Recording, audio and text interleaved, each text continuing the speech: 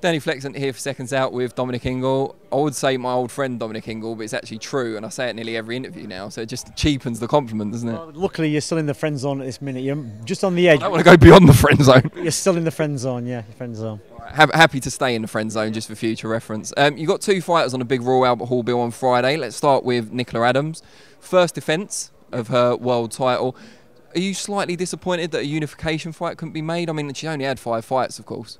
Not really, because unification fights, she get another title. I don't think the money was great for the unification fight anyway, and that's what you want. The reason you want another title because you get more money and more exposure and prestige. So that never came off. It would have been nice to pick up another belt, but it's all about money. She's 36 now. She gets a lot of money outside of the game of boxing. You've seen in all these programs, all these celebrity programs. So she's doing really well. I'm surprised she's managed to keep her mind on being in the gym training. Because it is very lucrative outside of boxing for her at this moment. First woman gold medalist twice, world champion. She's got a lot going for her. So fair play to her. She kept her mind on it. She's in a tough fight on Friday. Hopefully she comes through it. The girl's a real handful, and hopefully by sometime next year we get a unification.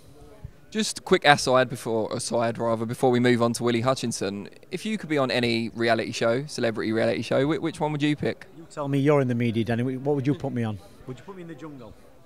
No, I think you'd be really annoying in the jungle, actually. I think you'd be taken over. I wouldn't be on Celebrity Love Island, definitely not, because I've just got no game or no chat. So. And your missus would kill you? My missus would kill me, but well, actually, it depends how much money comes in. But you tell me what should I... X Factor, I suppose. You've got the pipes, haven't you? I've got I can do that, yeah, probably. So yeah, maybe that. I'd get on and do something that way, yeah. You never know, you might see it. I might see it, yeah. All right, hold this space, hold the front page. Willy Hutchinson, obviously great talent, not really pushed on with his pro career to reflect his amateur achievements. He's kind of been in and out of different gyms, and there's been problems with long hiatuses as well.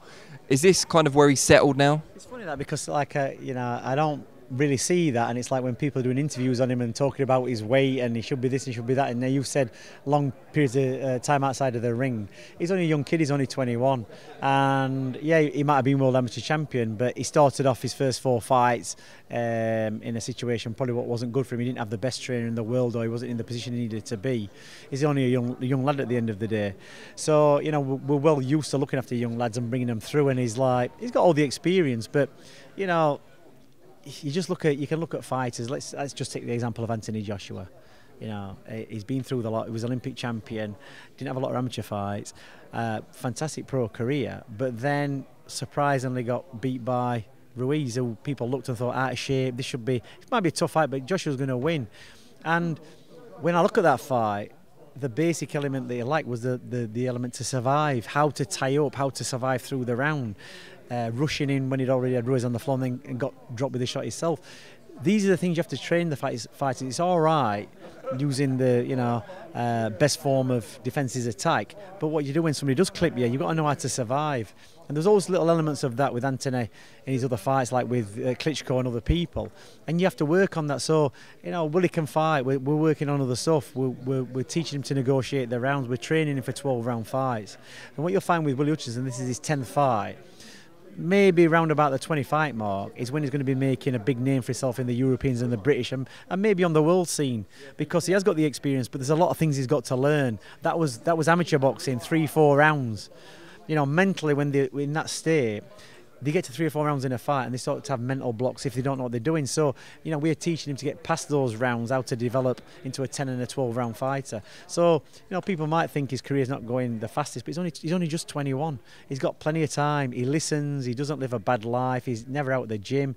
The transformation in his body in the last 12 months has gone from boy to man. So he can see himself. He knows he's in a great place. He gets looked after.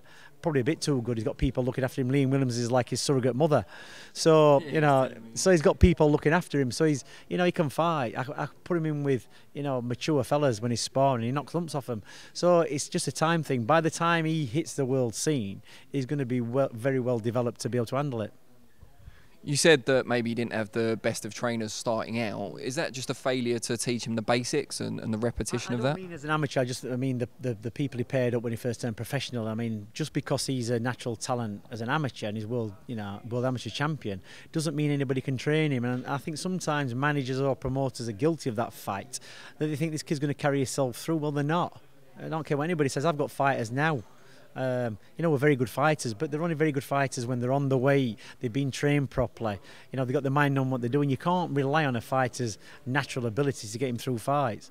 So, I'm well aware of that, and so is Willy. So it's just developing that side of him. He hasn't had massive experience apart from the amateurs, so this first 10 fights has all been a building process, a learning process, and most of the work he's done in the gym. It's not the fights. The fights are just like something to work towards. He's probably had harder sparring sessions than he's had fights, but under the bright lights it can all be different. And it's teaching him that and educating him.